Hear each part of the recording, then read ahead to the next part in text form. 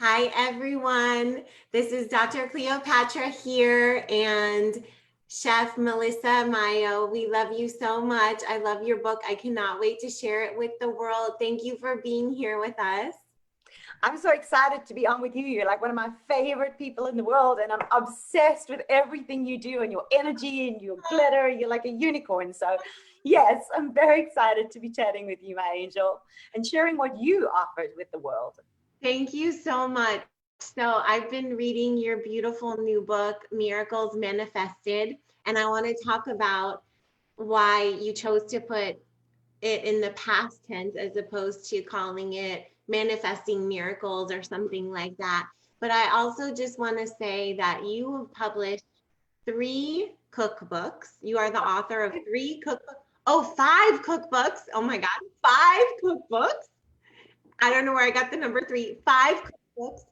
And you are obviously known for your incredible work as a chef, a Food Network chef. And you were going to write your next cookbook. And we actually had a talk just before I was going over pizza where I said, is it totally crazy? I don't want to write a cookbook.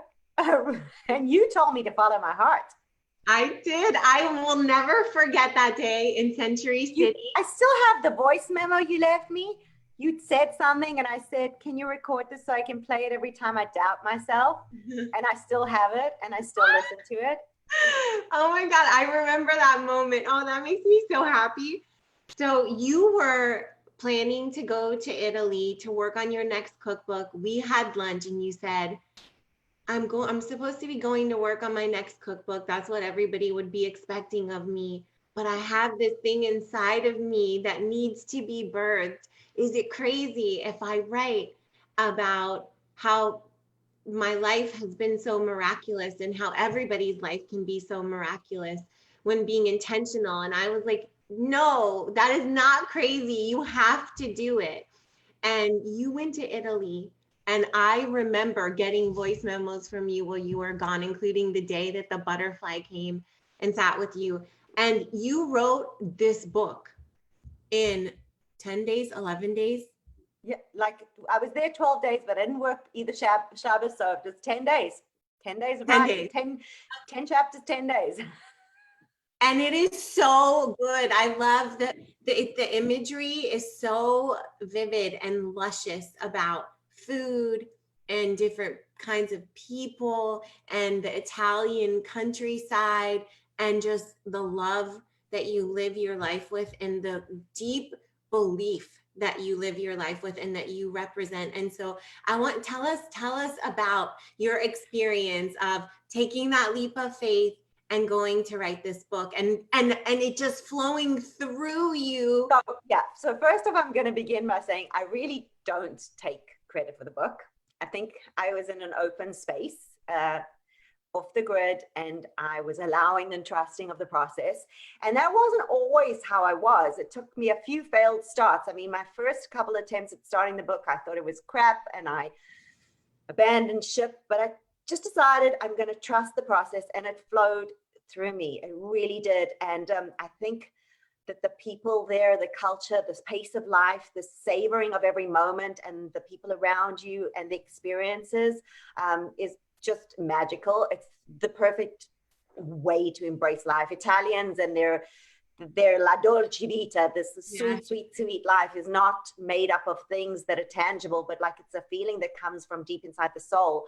And I think this book just speaks to the fact that we all have this light inside us. And I just feel so grateful to have just been allowed to be the scribe. I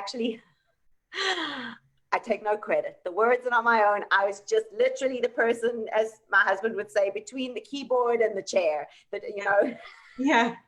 Oh my God. And it really is so beautiful. There's so many pieces of it that I wanna draw out for people so you can share about it. But just tell us, Melissa, how your life went from being kind of ordinary with ordinary expectations, I should say, and limited to being so beautiful and miraculous. So wait, I have to back up for a second and say I first met the beautiful Melissa a decade ago.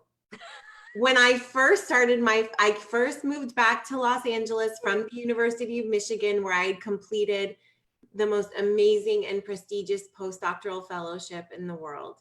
Yeah, because can we just stop and pause? And I want to introduce any of my friends that are tuning in here to you. So you're a scientist that's been like studying fertility and lecturing and researching it for decades. Yes. Decades. You have 4 years.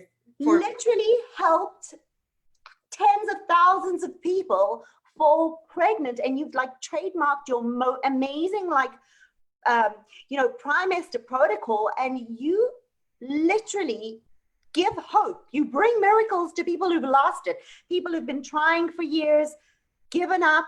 And not only that, can we just talk about the fact that you like help them biohack their genes? Yes. The first primemester, which is so out the box, because just like in order to manifest a miracle, all about the groundwork that you do with the front end and the time and the dedication and the focus and the motivation to make it happen and stay the course.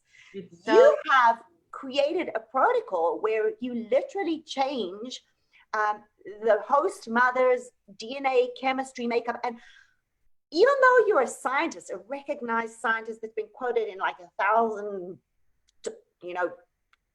studies and stuff like that, you still think that love and emotion and the intangible part of science falls into this too, which just, it blows my mind, because there is this element of this woo-woo in science, right? Well, I think that science makes it sound like there's no place for love. Really just what you can tangibly observe and measure. And yet I have to say that the love that fuels me and that I brought to my work is what has enabled me to create the most incredible science, because it's what enabled me to see things that others had never seen, and to hypothesize about them and to test those hypotheses. And those hypotheses that I tested meticulously over and over again became these groundbreaking methods that we have been using for decades to help women and couples prepare epigenetically for their pregnancies and pass down the very best genetic material to their babies and their grandbabies, biohacking their gene expression, but also utilizing those same processes to reverse reproductive aging and overcome fertility challenges. So one of the most incredible things— you change the genes of babies. You create super babies. It's like yes, we do. In a totally natural way. There's no natural way, but what I love about it is you're motivated by the people that you help. Yes. Oh my God. I know that science is a way to do that, but knowing the big-hearted soul that you are, because seriously, your light just radiates out of you. Everywhere you go, you just sparkle. You sparkle as well. It's the joy that you bring to people who've quit and lost hope. And that's why this was such a perfect conversation, because just like my book reminds people they are capable of miracles and attracting them, and nothing makes them less or more special than the next person, you give that hope to people who are in darkness, who've quit and given up and said, this is just not going to happen for me. You give them back their power, and you give them tools and steps and a support system to manifest miracles, miracle babies. Absolutely. A beautiful support system. And it is so true. It is the perfect melding of topics, because in a sense, we're both talking in our own work about miracles and how we have helped to create miracles in our own lives and the lives of other people, and we're not special. I did an interview just a couple of weeks ago or last week where the person was saying, and you've done this amazing work, and at the same time you've also gotten to have your own 3 super babies and a beautiful happy marriage.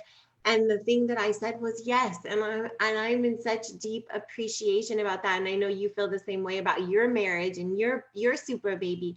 But at the same time, there's nothing about me that's special. It's just that I was deliberate and conscious and used my own tools. And that's exactly what you are teaching with your book as well. Well, I also think, what I find fascinating is up until like I really became familiar with your work and what your protocol is and your program and your institute is like you think of pregnancy as like the trimesters, the 3 trimesters you go through.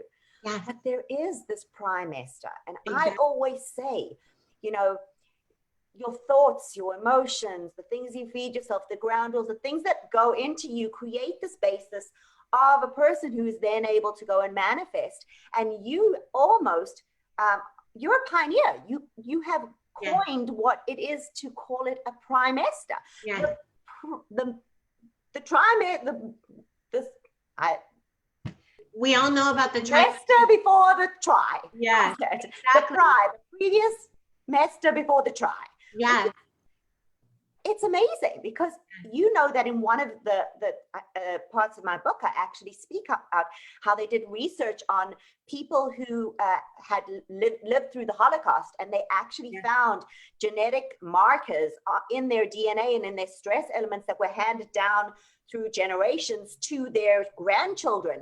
We can change the genetic makeup, and you are now using this to help people who have lost hope. I have such goosebumps when you talk about that. And the study that you cited, that's a prime example of epigenetic change. And what we do in the primester is create positive epigenetic change to counter all of those forces that are working against us intergenerationally as well. What you talked about there with the Holocaust survivors is an example of intergenerational trauma that gets passed down across generations, intergenerational stress that gets passed down across generations. And we don't have to have had such an extreme experience to be passing down trauma and stress that's become embedded in our own biology and our own DNA to our babies and our grandbabies. But we can help to intercept those processes and instead pass down bliss. We talk at the Institute about intergenerational bliss. Yes, joy. Yes. And I had my own trauma. I lost my mother at birth. I know. And I was so determined in having my own babies to use these tools to create humans, my super babies, who were not weighed down and burdened by the start to life that I had. Of course, it will always be part of their family's history, and they're connected to their grandmother and they're all of their grandparents. But it's really important to me that my children got to have this fresh start and be the most amazing human beings without limitation. And can we just speak, I know you don't like to blow your own horn and you're very humble about it, but can we just speak about this percentage success rates that you have? Yes. So we have, mind-blowing. They're mind-blowing. And I think it is because of this really pioneering approach that we take that isn't taken anywhere else in the world. We address fertility as a system, a network. And you can think about the neural network in the brain or a cell phone network. It consists of all of these pieces that work together and are intricately tied to one another. And we represent this as the fertility triangle. And we work really to create positive epigenetic change at 5 levels of the fertility triangle. But our 12-month success rate for 2018 and 2019 is 97%. What? I have to say, my mom wished she had met you. I know. 45, 48, whatever years ago, man. I know, and I want you to talk about your mother's fertility and your own. And I've been posting about, you have to listen to this minute of this book and then go back to the beginning for my mamas who, for anyone in our community and in the world who's ever had a negative pregnancy test that they didn't want. I just thought you're such an example of what's possible, and even your mom. You are an example of 97% of the people knowing it's possible. It's huge change. And that's what I love about you. You go out into the world and you are making a difference. I mean, when you go through your website and you see all the joy you brought in the testimonials, These people had given up. They'd quit. They'd spent hundreds of thousands of dollars. You came in with this, trademark science that you pioneered. Yeah. Ridiculous. Yeah. I have so much huge respect for you. It's mind-blowing. You went down the path no one was going down.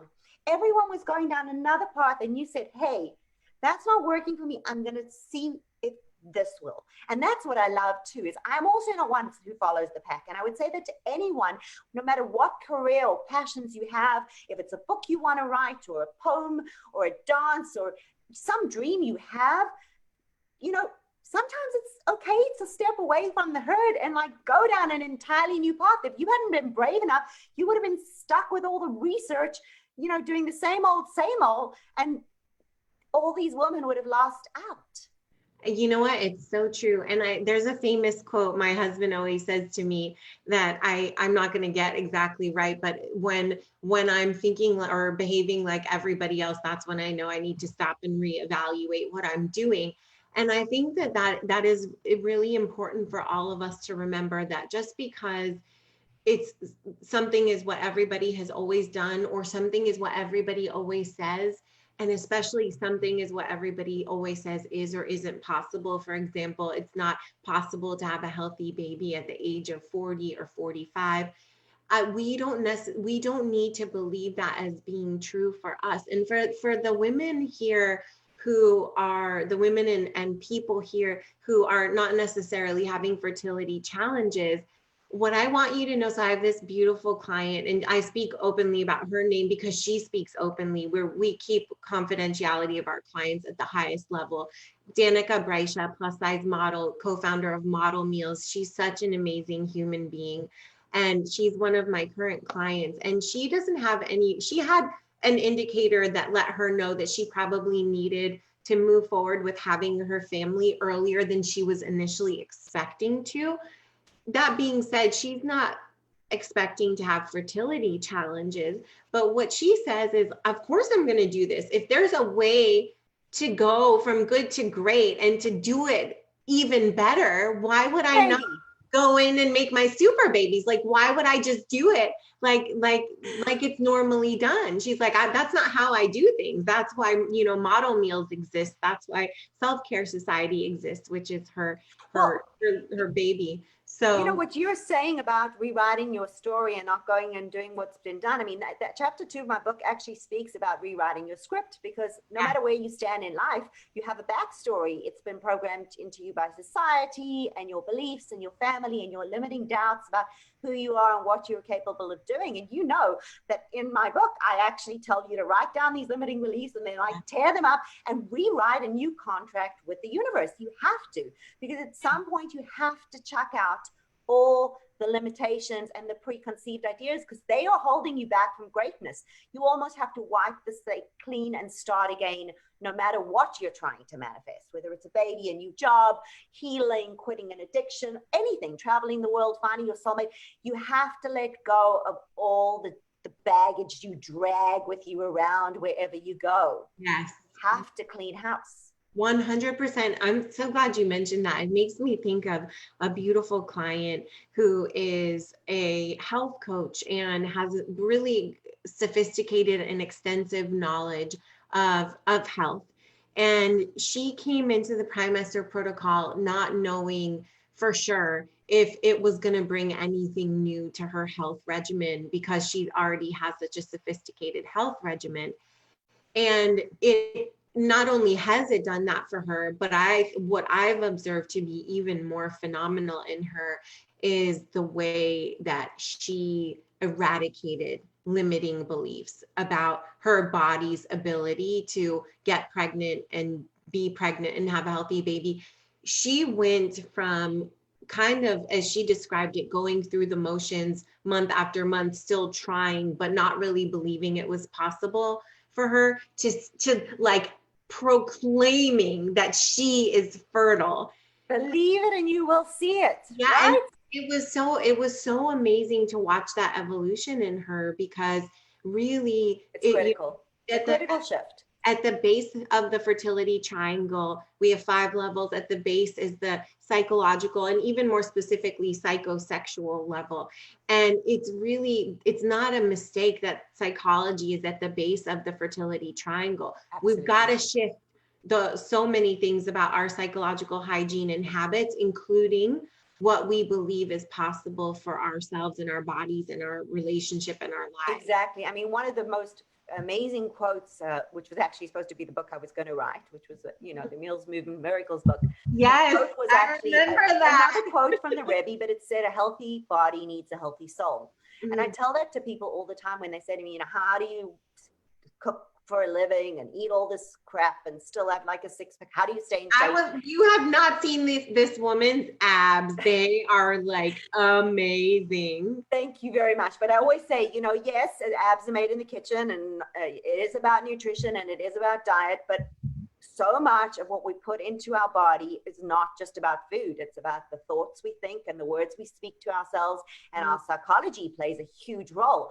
You can eat the cleanest diet and you can work out like a machine, but if you're going to tell yourself that you're useless and a failure, and you're going to think thoughts that are based on anger and jealousy and greed and all those low vibrational thoughts, your soul can't be healthy, therefore your body cannot be healthy. There's a body mind soul connection that the Eastern medicine has recognized for years and years and years, and now it's just becoming more mainstream in science, where they're realizing you can't treat the body without looking at the mind and the soul. And yes, so psychology, I assume would, and this is without knowing any science. In fact, I would be the worst scientist if I was in a doctor's office or a doctor or something. I'd probably faint as I started to have to treat the patient. But I believe psychology is the basis of all good health, mental health. Mental and physical and reproductive health. All health. 100%. I completely agree with that. Our thoughts are energy, our thoughts are energy. And when you would think that you are not capable of doing something, I love when you say she proclaimed, I'm going to do it. Gosh. I would say to anyone right now that has a dream, whatever it is you're trying to manifest, you are going to have to ignore the naysayers. You're going to have to ignore the critics telling you can't, whether it's a baby you want to get or a new job or find a love of your life, or I don't know what it is, but I know when I was trying to manifest the house in Italy, my biggest critics were my parents, and everyone else that came across my path told me impossible, no. But there's a part of you that has to silence the doubters and just know inside you that you are capable of miracles. You are walking with an energy and a source, a light that's so powerful, and you can bring anything towards you, provided you believe in it and hold no doubt. You have to let go of doubt, and you have to trust in the faith. And another thing that is critical to that is patience and the timing of it. Yes. It's so hard to be patient. It's so hard to be patient. It's so hard to be patient and surrender. But I firmly believe that every person alive has within them the power to attract or manifest anything they put their attention on. Yes. If you water it with faith and trust, and you proclaim it like she did, it's coming your way. You might not come right on time, but it's coming. Let me ask you a hard question, because I know that this is a question that my mamas who are listening right now are asking themselves. They do a lot of work to have unbending belief in their bodies, in the timing of their lives, and the timing of their babies, who, by the way, have been with them in their ovaries since they were a 20-week-old fetus in their mother's womb. So they know that their babies are with them, have always been with them. And yet I know that doubts creep in, and I know it's hard every day to believe without any doubt. And so I want to ask you, how do you have belief without any doubt? And if the doubt comes in at any moment, how do you cope with it? Okay. Very, very good question. And yes, doubt is something that surfaces all the time. I mean, I told you I carried around your little thing every time I was doubting myself. And you have to be conscious of the thought and be able to change it and change the channel on it. But I would say that my biggest tool for alleviating the doubt is And this actually goes back to science. If you go back to the Nobel Prize winner, Max Planck, he will say that they've studied the universe, they've studied energy, they've studied matter. There is no matter.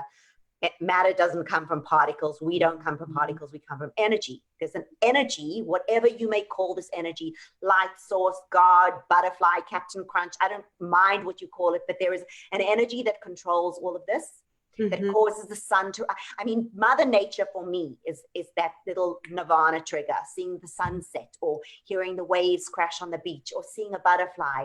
Mother Nature triggers that belief that I'm not alone. So whenever I do feel doubt, I think I go back inside to this place where I know that I've been picked for a mission. I wouldn't be here if it wasn't. And breathing, the fact that I can inhale and my inhale follows my exhale. And that as I exhale, you know, being a swimmer, I swim, and when you exhale all your water under the ocean, but when you come up for that breath, there's this element of trust that you know he will fill your lungs again.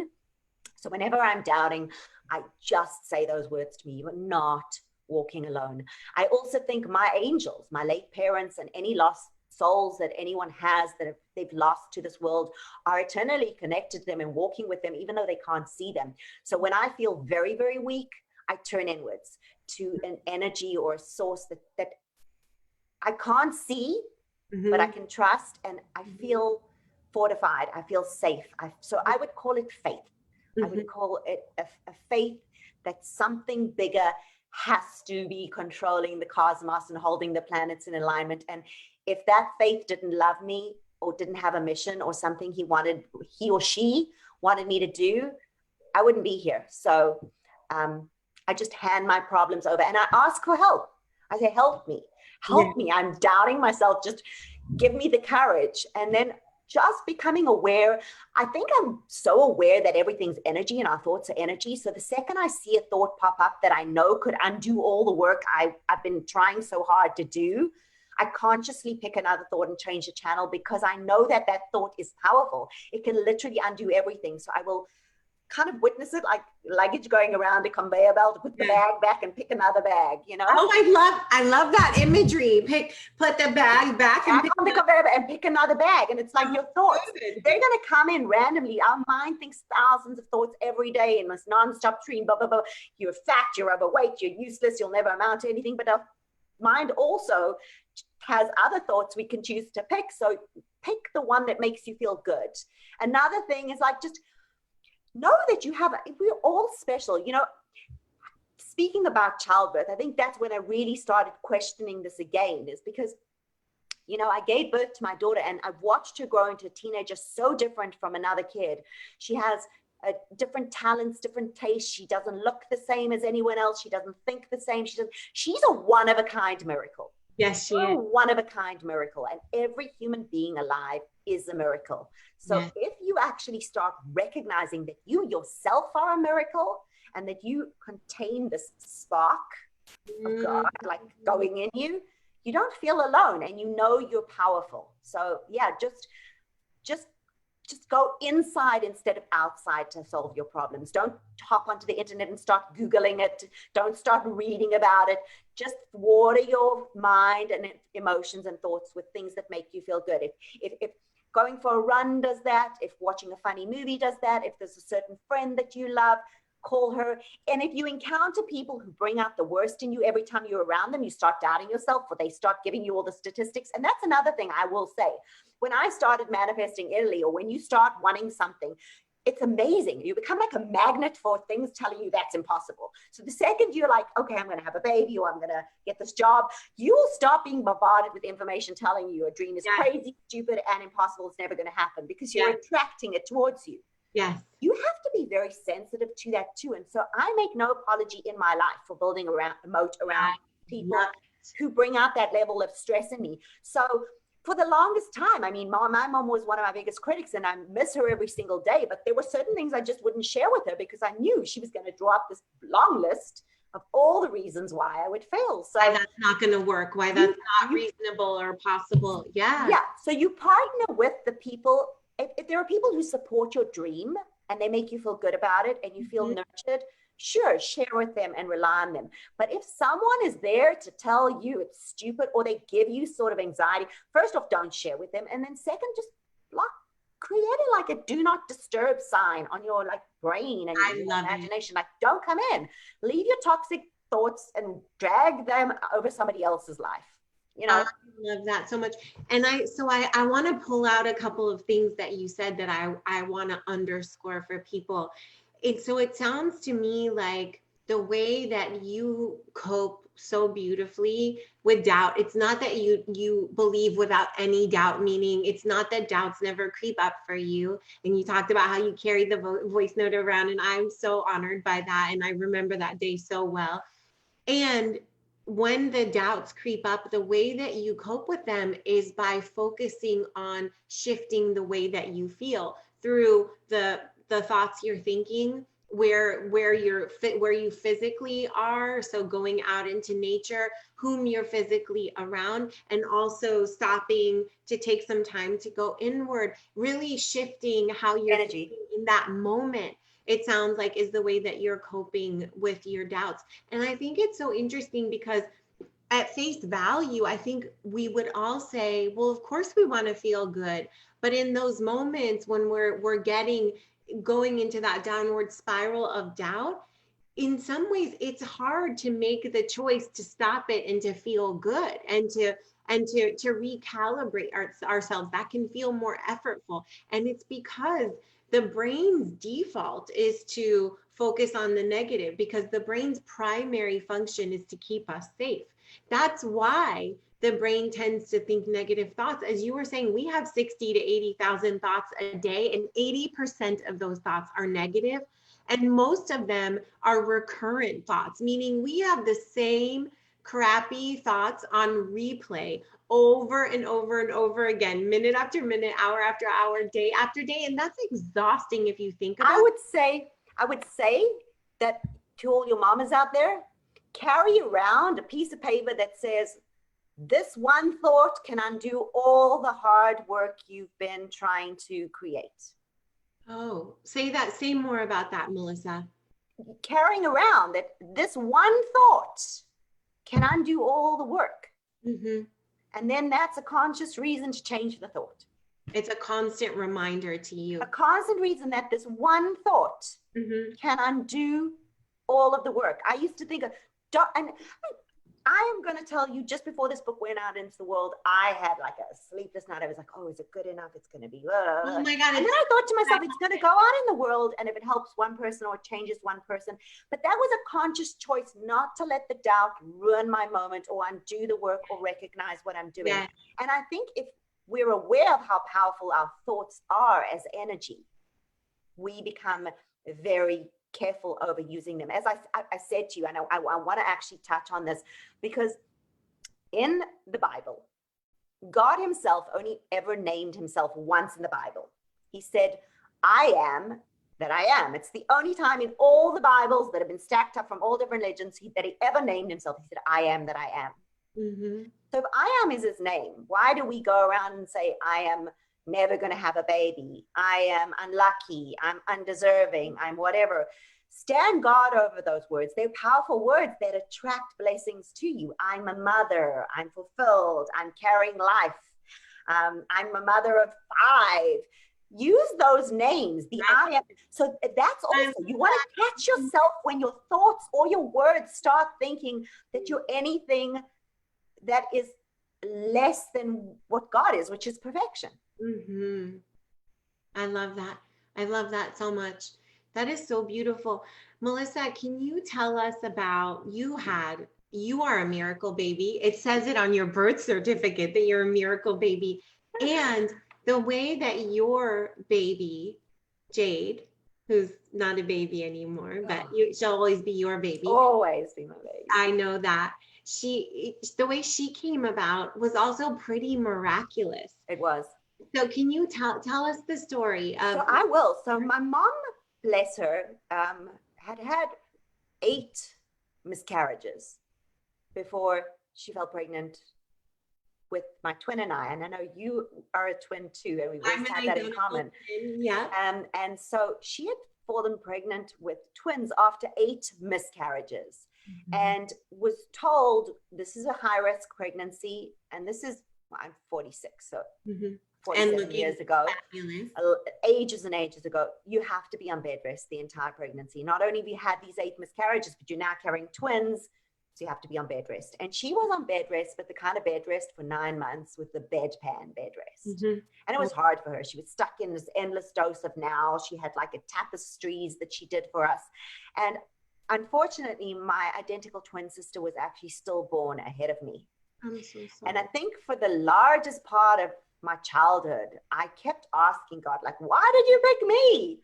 Why? And I thought maybe I killed her, I absorbed her energy. And then I was like, maybe I'm supposed to do enough work for both of us. And I never really understood, like, why me? Why me? You know, we were both fully formed identical twin girls. Oh, Melissa. And the irony is that I've always been very in tune with my body. And when I went on honeymoon, the first night of honeymoon, we you know, had sex. And I woke up that morning and I said to Saul, I'm pregnant.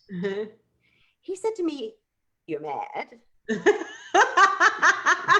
I get that a lot. A lot of people think I'm slightly, when you're living. Yeah, I get that a lot. A lot of people think I'm slightly off center and insane, but it's a compliment. But I'd had this dream. The whole night I could feel this flutting in my stomach, it was like a fluttering, and there were like butterflies in my dream and this fluttering in my stomach. And I woke up and I said, okay, well, I'm telling you I'm pregnant. And fast forward, we came back from honeymoon. I was actually in charge of this event at the company I worked at, the year-end event, and I was worried about drinking. So I did like a pregnancy test, negative. Drank a few tequilas that night. Again, the following week, I'm convinced I'm pregnant. Negative. Okay. One more test, negative. And I keep telling Saul, something in my body's different. I'm telling you. At week 6, I was so convinced that I was pregnant. I went into my gynecologist's office. He drew blood. He said, Melissa, you're not pregnant. And I was pregnant. And if you count it back, I was pregnant to 6 weeks before, to the day I said I conceived. And that is a knowing that you have inside your body. It's something that we tune out and we lose as we get older. This like faith, this knowing that our body is capable of it. And I don't know, watching Jade grow and just seeing her so different, that fortified all the trust I had in that, you know, we are one of a kind miracles. Really we are. But yeah, I think as women are intuitive, and 6 negative tests, but I still have my baby dated back to that day. And that's the knowing that your mamas need to have, that it will happen and that it is happening, and that, you know, just tune out anyone that thinks it won't. Just, and it's not possible for you. Just tune them out, like build a moat and build a wall, a fortress. Keep out the naysayers, you know?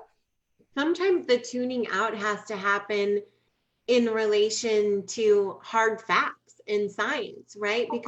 Because what happens is that women will hear from gynecologists or their OBs, their fertility specialists from Google, or if they even are brave enough to go into the scientific literature, the medical literature, they'll hear, well, the likelihood of me getting to have a healthy baby at this age is so minuscule, and that it becomes so stuck and embedded in them, and it's so hard to overcome that.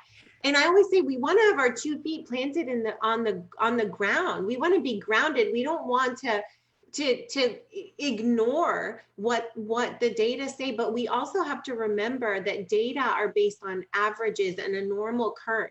And although most people in the population fall within the main part of the normal curve, there are people who fall in the tails.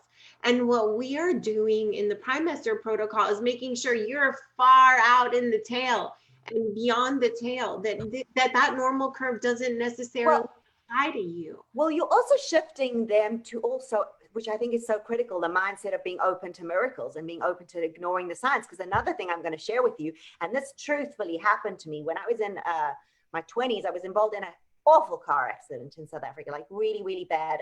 I don't even know how I got out of the car. It is a miracle. And when Jade was 2, we had no help. And so I was always just wanted her to be sleeping so I could have a little of time. And I started carrying this like car seat in and out with a sleeping baby. And it triggered this pinched nerve in my neck that had happened from the car accident. And I had, over a period of 2-3 months, MRI scans at Cedars-Sinai from doctors, from orthopedic surgeons. Everyone told me I was going to be paralyzed. I was going to lose the use of my right arm. 3 orthopedic surgeons told me I had no feeling, and it switched between no feeling and shooting pain. Paralyzed. Oh my God. Like, seriously. You are like the picture of movement. This woman can do it all. Swim, surf, do. And I actually remember losing faith so much because I was on so many pills and meds, and they were doing epidurals, which weren't even helping. And Jay was 2, I think, at the time, and she would cry when Saul went out to work. He'd like knock on the sheet. I don't want to stay with mommy, daddy. I'm not sick.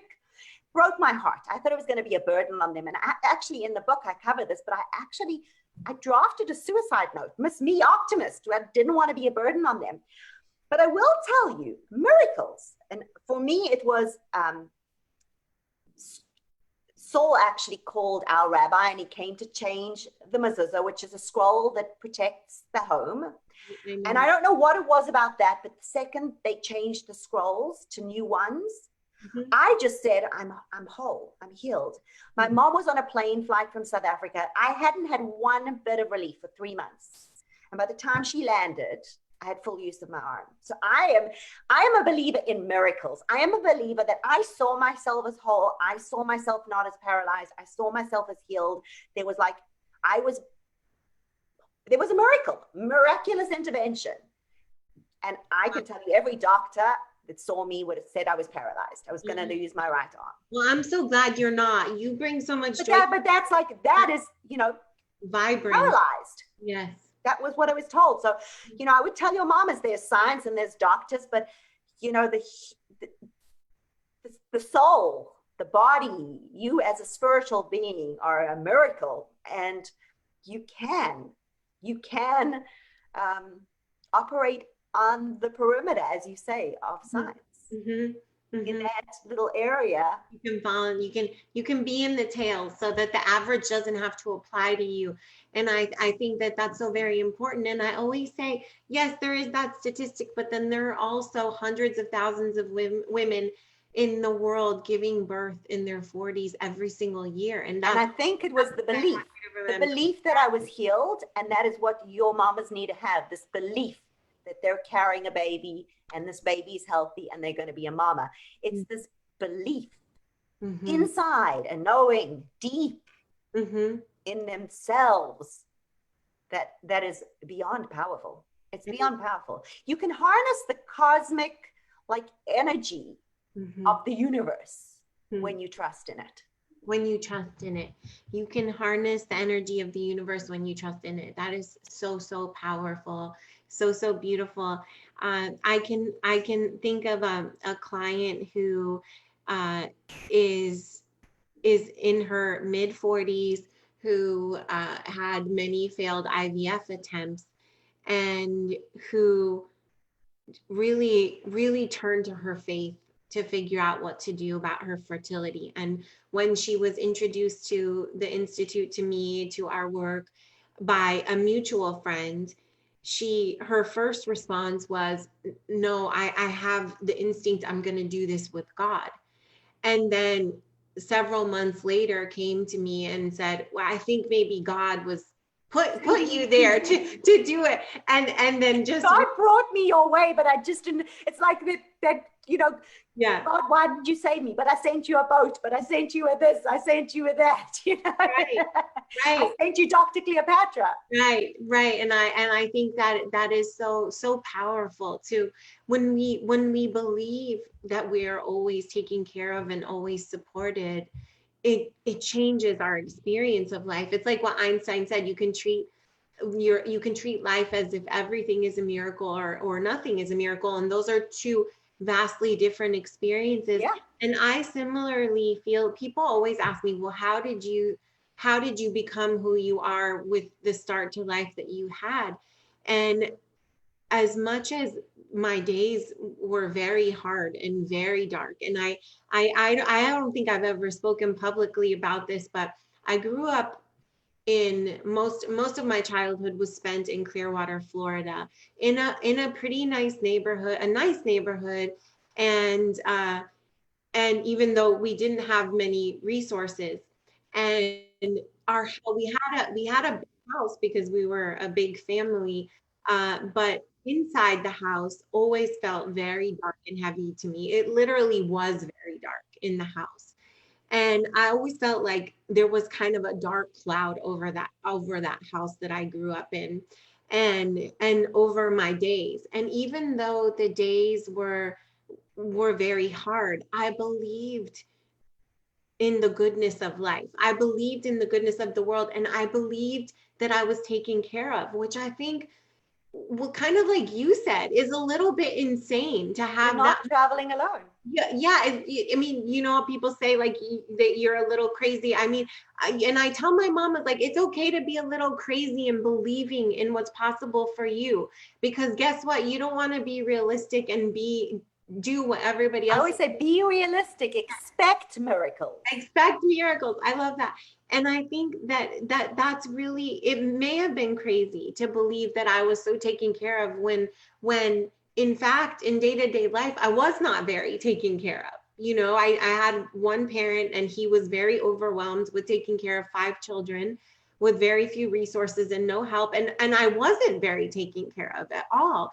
And yet I believed that life would take care of me. And I think because I believed that, and I believe that with all my heart still, that life does take care of me. Well, I think that's what you were. I'm going to say that the truth of the matter is, I think that is why you've had, and I want to dive in and ask you a little bit about the program as well that you've created, but I think the reason you've had so much success with it is because of the fact that you are this big soul filled with so much positivity in life. Because let's be honest, I met you in a dance studio. I'm a terrible dancer. I was dancing behind her.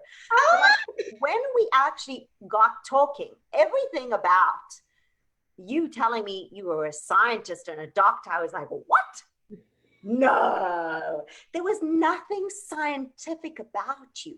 You were all emotion. You were all heart. You were all positivity and joy and life. You are one of those people who, some people sap and drain your energy, and some people you're around them and they just lift you up and you feel supercharged. And when you hang out with them, you walk out of there and you think, I've got this. This world is on my side. Yes. And it went against everything I had seen a scientist or a doctor to be. Like there was nothing that was factual.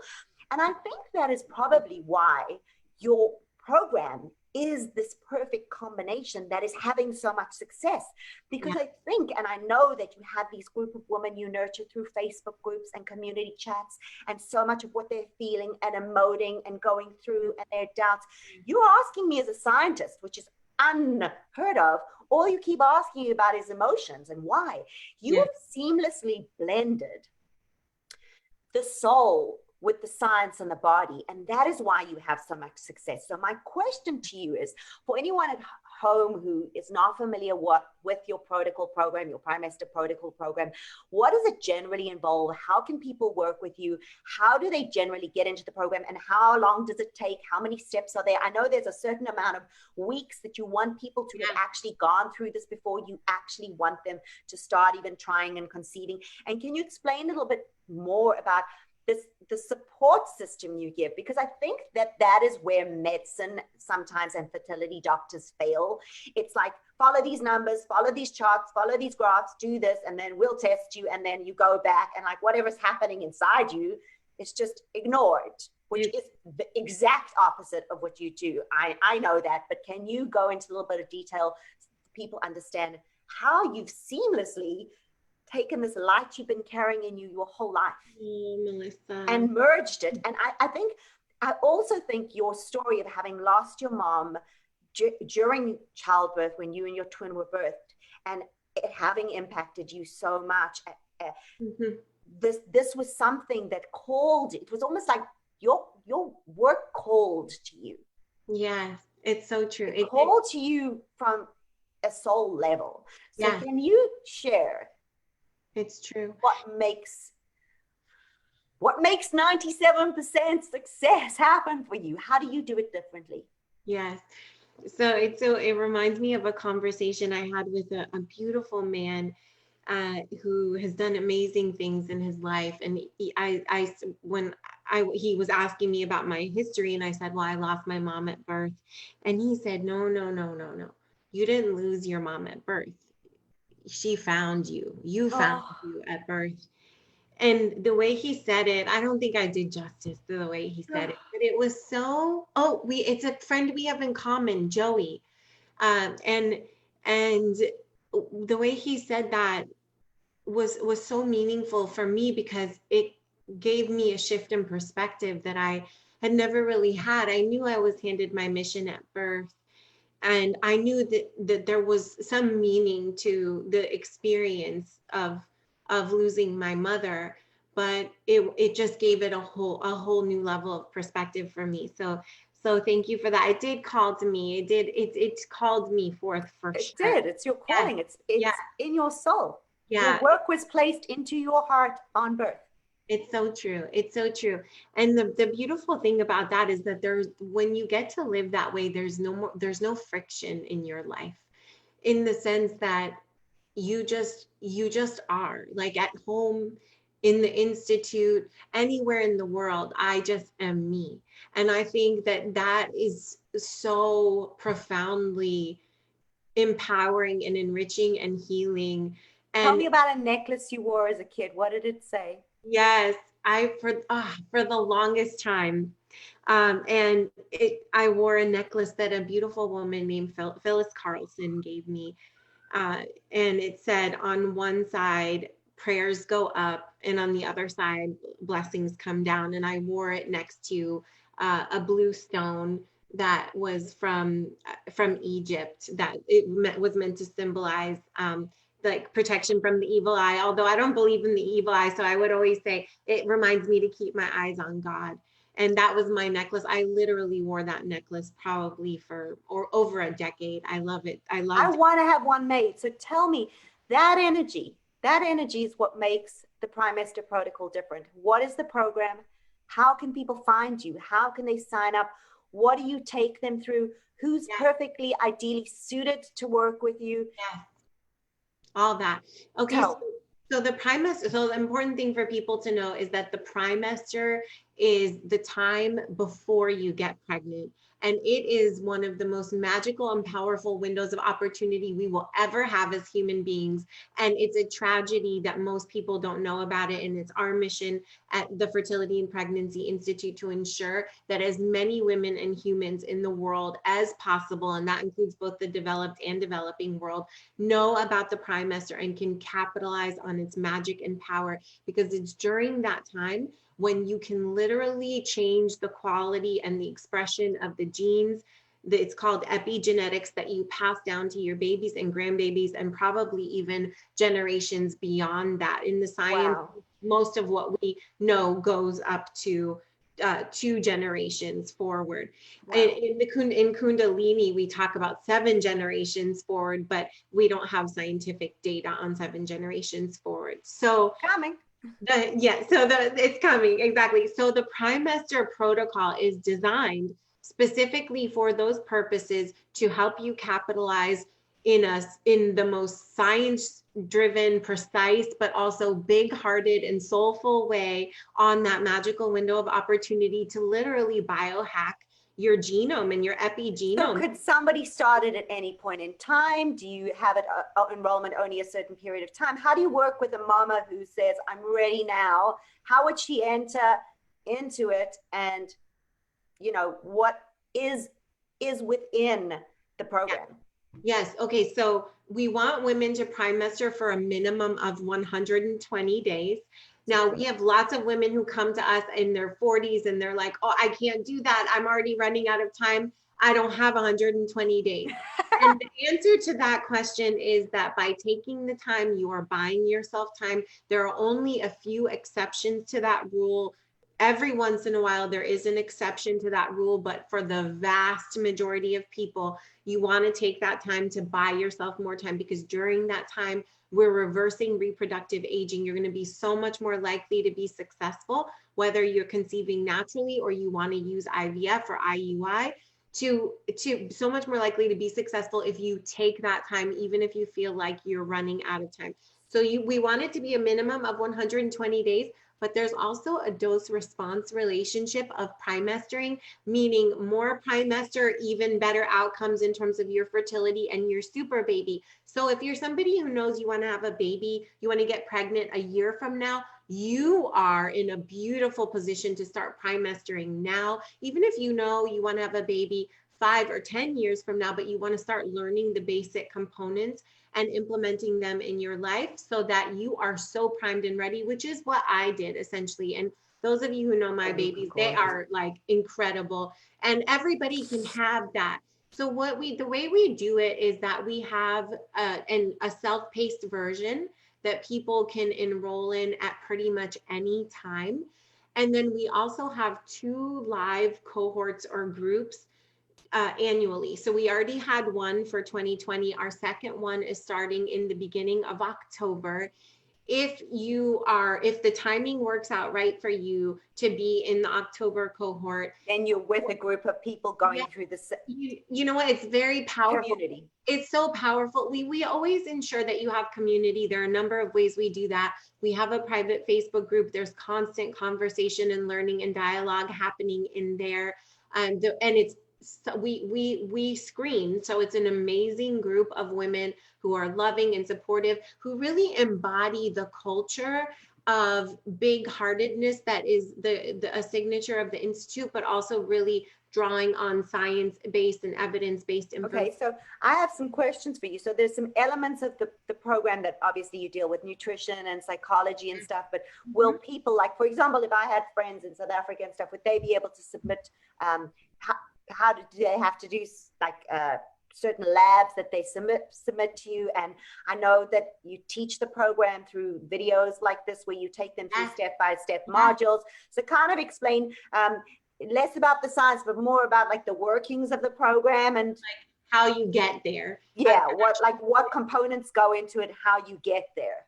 So we work with everybody. We work with, and I know you also not only work with everybody, but you give scholarships to people who actually can't afford to go through the program, but you want to help them have babies too. Yes. So you are just generous and big-hearted as well on both levels. You found a way to make your work matter to the people who cannot access it, which is incredible. Absolutely. Deep access, impact, access, and inclusion is our #1 core value. I love it. Fertility and Pregnancy Institute. Everybody knows, you'll hear me say words in different languages. Like we're all about diversity, equity, and inclusion. And also we want our work to have an incredible impact and to be as accessible as possible. The book version of the primester protocol will be coming out in 2021. And, I've had people advise me that I shouldn't include the entire protocol in the book because you would never not share everything. Exactly. And not your style. No, you're not that person. I'll give you the recipe, but I'll just leave out that one ingredient that will make it sing. It's not your style. Exactly. No way. And so I was like, no, it has to have the entire protocol, which means it's actually a very large book. As of right now, it's 562 pages. Oh. And we're working on figuring out. You can knock out all the critics who think you're never going to have a baby with it. That's how you can knock out all the negativity. Come here, let me just whack you on the head with the book. I love that. What did you say about me not having a baby? Yeah, that is so fun. It reminds me of when I was little. One of our dad's famous punishments for us was my dad was a writer and loved words, and he had a dictionary like this big, and we would have to stand with it like on our arms, like facing the wall when we got in trouble. My dad was no joke. But yes, so it's as of right now. That's amazing. Very old school. As of right now, it's very large, and we're working on figuring out how to cut it down without cutting out any of the pieces. So impact and access are so important to us. So people globally can work with you. And then what would happen if I click, okay, so talk me through it. I sign up, I'm going to get what? I'm going to get what in my inbox? What is going to become accessible to me? What support am I going to have? Is it access to calls, communities? Am I going to have videos, trainings? Are you going to help me with my nutrition? Is there supplements? Tell me what's involved in it.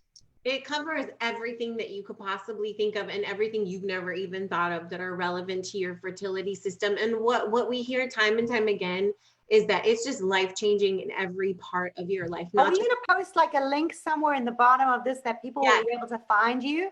Yes, we can post a link. So you can either enroll in the self-paced version, or you can enroll in the group version. And let me tell you what how they're different. So in both cases, they include the tools, the training, the community accountability and support.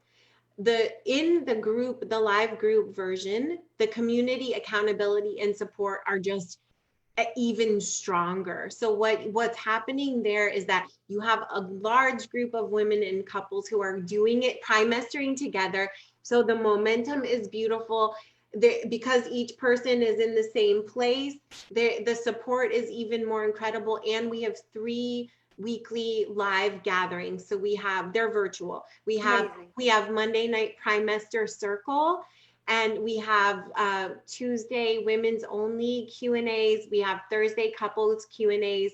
And then we're always adding additional things, but that's kind of the standard. So it's just really powerful because the women connect with one another. What's powerful is that 97% success rate. Yeah. Come on. Let's really talk. It's so true. So that's the main difference between the two, is just that one self-paced, if you wanted to start up immediately, you could. And then everything's in there. Wow. I know a couple of people who have kind of quit on it because they think they're too old or it's cost them too much. And like, I thought to myself, I would be remiss not to share. I have a question for you. So tell me, because I'm a huge fan, so I have to know, how did it feel meeting Oprah? Tell me. I know this is just totally left park, but how did it feel? Oh my God. Okay. It was amazing. And I can't wait to see her again. And did you just not let go? Because I think I just hugged. Yeah. I mean, that's kind of how it happened. I think that we hugged at least 3 times. And it's all blurred together for you. Yeah. I'm pretty sure it was at least 3 times. And we just really, we were in front of each other the entire day. And so, because I was in the very front. And so we were in front of each other the entire day. And so by the time we had time, just the 2 of us, it was kind of like we were connected already and familiar. And she just told me she was so proud of me, and as she would be. And I can tell anyone who hasn't yet met you in person. I mean, we met in a dance class, and from day one, I was obsessed with you. Yes. Obsessed. You've got that kind of energy. You're one of those absolute rainbows, and thank you. You just sparkle. I feel the same way about you. And she's not a good dancer, but that's not true. I truly, truly believe that if anyone out there is wanting to have a baby and you're struggling, or you're having a hard time, or you're quitting, or you're doubting it, or you don't think it's possible, you have to, I don't know where the link will be, but you have to find Dr. Cleopatra and you have to go through this protocol, because I have watched some of the testimonials of moms who literally years had gone by. Yeah. She changes lives. And so in the theme of miracles manifested in a book, where, for some people, my miracle was a home in Italy, but a lot of people it's having a baby. Yeah. I didn't want to keep her all to myself, because I know what she's doing is cutting edge and pioneering. I mean, you've had grants in the millions building this research. You didn't through her university. She's a lecturer at a university that's at such a seniority. She's allowed sabbaticals. I'm tenured, so I have had sabbatical. I've she didn't just start this today. I just thought I have to share it with you because she reached out to me and she said, oh my God, your journey with having a baby and you're being a miracle child. And I said, yeah, I would love to share your work with my audience. So I don't know how you're going to allow me also to make this available to my audience, but guys, I'm hoping this is going to be on my feed. You're going to have to figure that out for me. We will. We'll send you the recording. I don't know how to do this stuff, but I'm just so happy you're in charge of the technical. This morning we started, my headphones weren't working. I had like this, and then I was like, I can't hear you. So we're in a speaker mode. So you look perfect. You look perfect. And I just want to say that this has been so beautiful.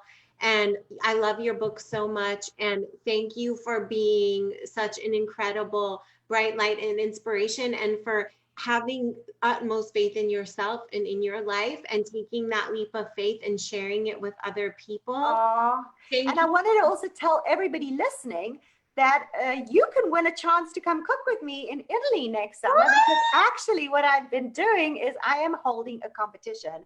So if you purchase a copy of Miracles Manifested, either the Kindle or the hard copy, or the Audible's my favorite. It really is. I love listening. I think it comes to life. But if you buy a copy of that and you post a review on Amazon or Audible, and then you head over to my website, melissamayo.com, there's a tab book, and you fill out the entry form, you can be entered to win a free retreat to Italy, to my cooking school next summer.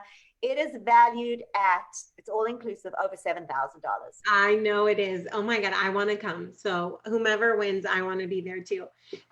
So this has been so beautiful. We will make sure that we add a link. Why don't we add links to submit for your book contest, and then for your Italy contest, and then we'll also add a link for the primemester protocol and where to find you on social. Okay, and that too. We'll do that too. Right? Yes, perfect. I'm at Dr. Cleopatra on Instagram. We're at Fertility and Pregnancy Institute on Facebook. And I'm at the Melissa Mayo on all the channels, and melissamayo.com. And if you're heading into the 4th weekend and you're looking for some recipes, there's over like 400 free delicious recipes, because as much as I love to talk about miracles, I love to cook and I love to eat. So yeah, your food is beautiful and delicious. Melissa, thank you so much for this enriching experience of being together and talking about miracles, including baby miracles. It's been such an honor. It's been an honor for me. I am astounded and amazed at the cutting edge change you've made in science. And as a woman to another woman, respect you for doing it your way. And it's that feminine touch that I think the world of fertility needed. And all you mamas who are working with, Dr. Cleopatra, your miracles are on their way. Your baby's there right now. Your super baby's growing inside you. I believe it. Send it energy, send it light, send it faith, and trust and know that the universe will provide you exactly what you ask for. I love it. Thank you. Bye, everyone. We'll see you again really soon. Arrivederci.